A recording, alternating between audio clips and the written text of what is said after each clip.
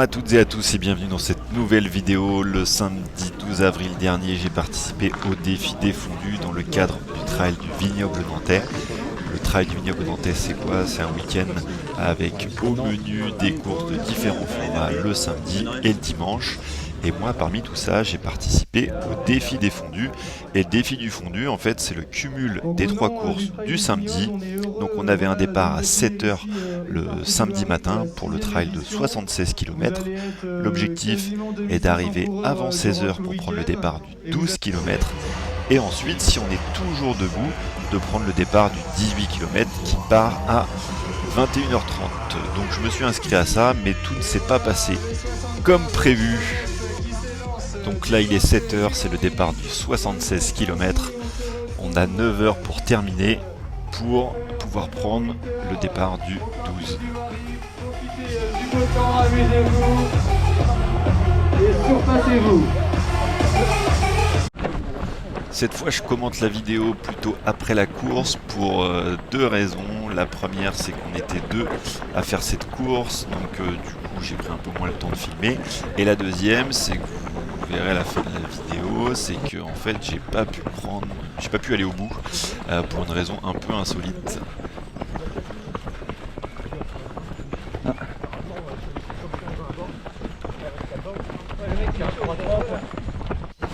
Donc sur ce challenge que je me suis inscrit avec Dimi, que vous voyez là devant moi à l'écran, et ce challenge il s'inscrit dans le cadre de notre préparation pour l'Ultra du Saint-Jacques qu'on fait ensemble en juin, où on doit courir 135 km et faire 6000 de dénivelé. Donc l'objectif d'aujourd'hui, il est surtout de pouvoir accumuler des kilomètres dans un cadre sympa.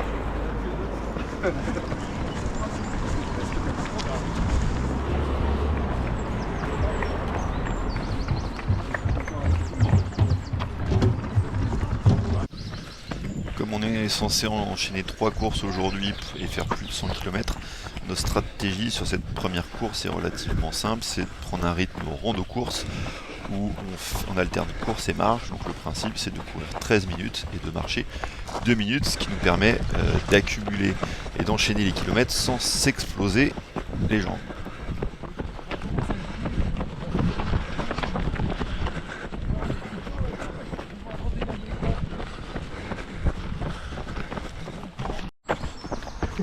Je filme.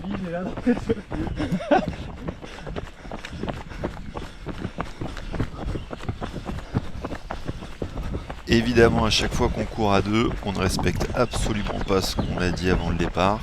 On doit être un peu comme un couple toxique, puisque finalement, au lieu de se mettre à marcher dès la 13e minute, on a finalement couru sans s'arrêter jusqu'au 20e kilomètre.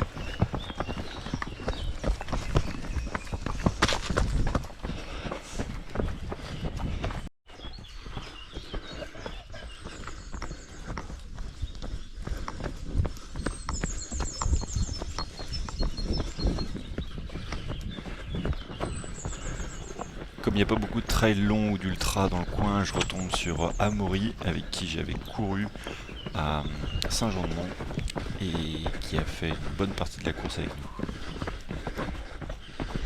nous. Ouais. Comme son nom l'indique, le parcours se déroule donc dans le vignoble nantais. On part de Vertou, le parcours alterne entre on longe la Sèvre et on se balade dans les vignes. Donc on part de Vertou, direction Saint-Fiacre, Monnières, on va jusqu'à la commune de Gorges, on fait demi-tour direction le Palais. Et puis on repasse par Monnières, puis Château-Thébault, Médon, on va faire un tour demi-tour à Aigrefeuille et puis on revient direction Vertou. Allez, on arrive au ravito du stade de Monnières. 15,5 km. 1h35. On s'était fait un plan de course pour finir en 9h, hein, c'était assez précis, 8h59. Et du coup on voit qu'on est bien en avance puisqu'on a 13 minutes d'avance sur notre premier point de passage, notamment du fait qu'on n'a pas marché.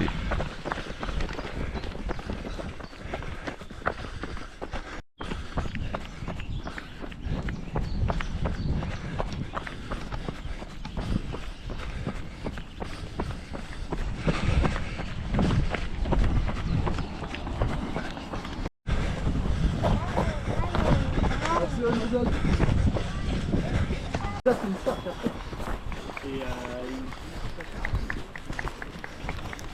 on arrive au deuxième ravito, musée du vignoble au Palais, et on est en avance encore de 20 minutes sur nos prévisions.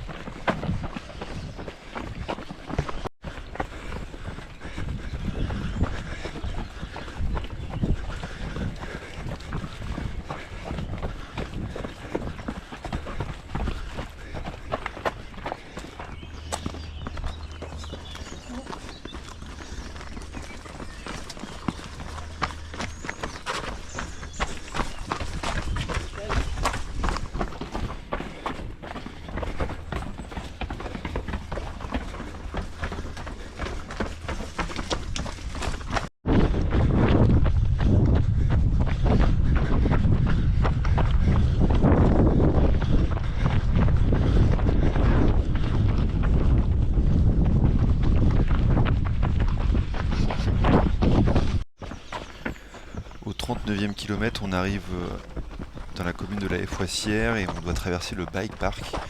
Et donc c'est plutôt des chemins de VTT, donc il y a une partie qui est toute accidentée. Et au 40e, on l'a bien senti passer.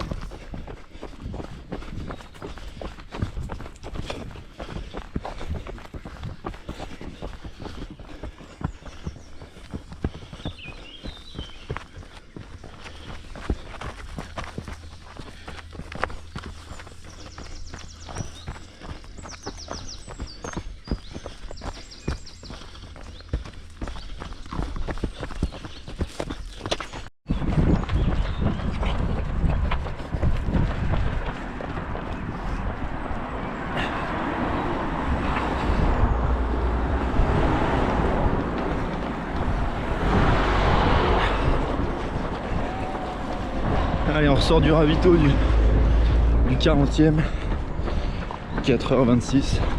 Prochain ravito dans 5 ou 6 km. Et après, il y aura un passage avec 20 bornes sans ravito.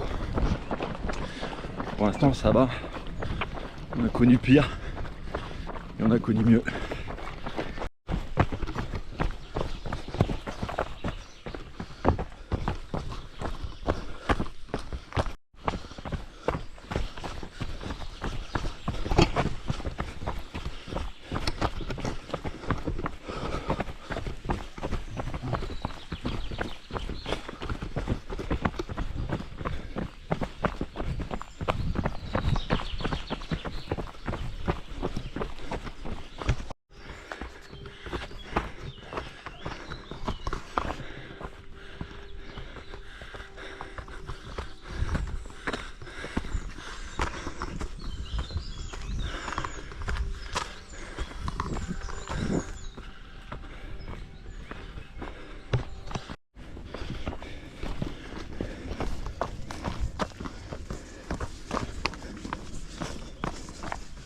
Ah.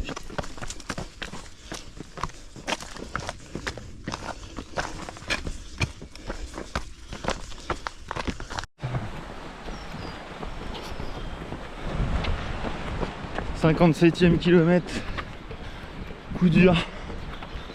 Jimmy avait des crampes quand on était chaud pour arriver dans les délais d'arriver avant 16h pour le départ du 12.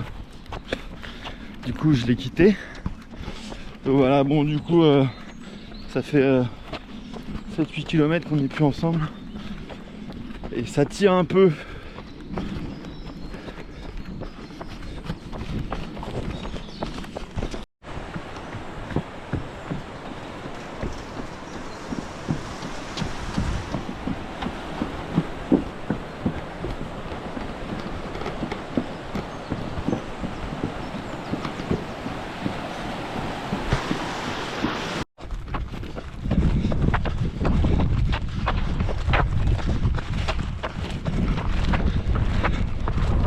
Allez, 64,5, 7h40, on va arriver au dernier ravito et après ça va être chaud pour arriver avant 16h Faudra pas traîner.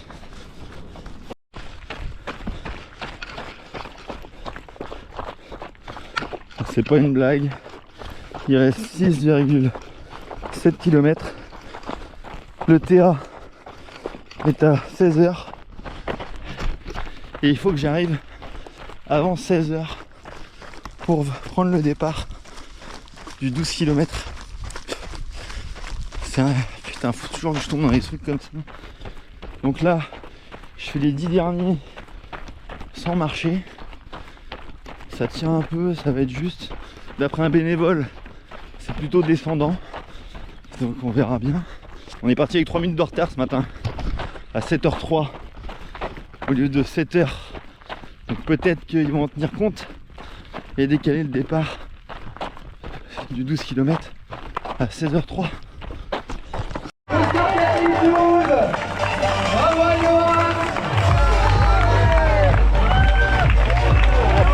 Je termine cet ultra de 76 km en 8h57 ou 58, donc vraiment de justesse. Donc là, à ce moment-là, moi je suis très content parce que j'ai réussi à rentrer dans les 9h. Du coup, je vais pouvoir repartir sur le 12 km. En plus, j'ai le droit à une arrivée en grande pompe, puisque en fait, ils m'ont vu arriver de loin avec la puce.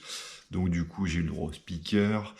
Tous ceux qui étaient prêts à partir pour le 12 étaient là, donc c'était cool. Bref, j'arrive, je suis super content et je suis serein. Donc du coup, moi j'en profite, je vais remplir mes flasques, je vais manger un truc, je change de t-shirt, bref, je prends mon temps et je repars 10 minutes après le départ du 12. Et en fait, comme j'ai loupé le briefing, je vais voir leurs gars et je leur dis, est-ce qu'il y a une couleur de balise à suivre ou quelque chose comme ça. Donc déjà, ils se demandent qui c'est ce gars qui est 10 minutes après le départ. Enfin bref, ils me disent, il n'y a pas de couleur particulière, il faut suivre les balises. Donc je pars, je fais, je sais pas, 400-500 mètres, et il y a quelqu'un qui m'arrête, qui me dit, mais qu'est-ce que tu fais ici?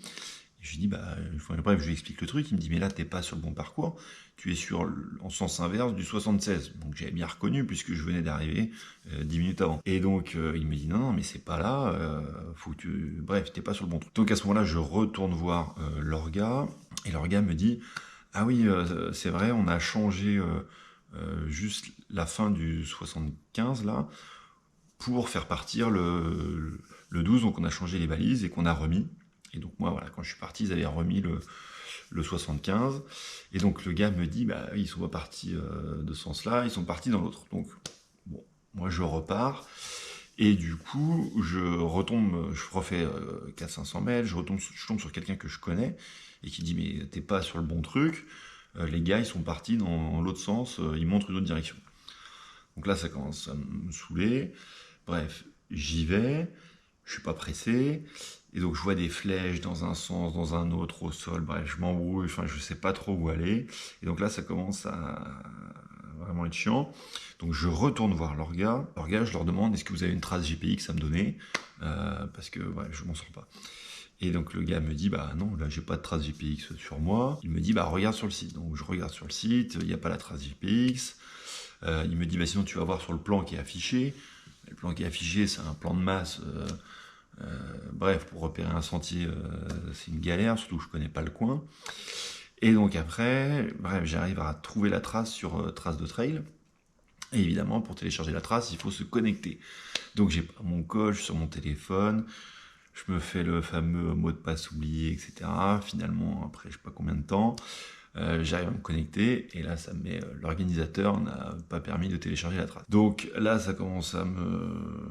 Voilà, vraiment j'en ai marre. Et en plus, à ce moment-là, il y a Michael Tessier qui arrive. Michael Tessier, c'est un pote à moi. Il vient de gagner le 12 km, donc la course sur laquelle je devais partir, en 42 minutes. Donc là, je me dis, attends, ça fait quand même plus de 30 minutes que tu es en train de faire des allers-retours dans le vide, alors que je venais de courir 76 km. Et puis quelques minutes après, il y a Dimi qui arrive. Donc avec qui j'étais parti le matin, et donc je sais que lui ne repartira pas parce qu'il a mal.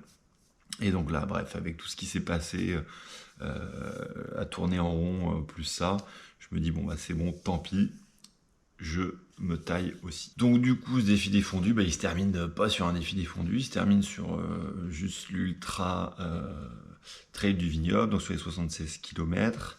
Bon, je suis un peu dégoûté parce que du coup, j'ai bien forcé quand même les 10 derniers pour rentrer dans les temps. Finalement, c'était pas trop utile. On était 30 d'engagés sur le défi.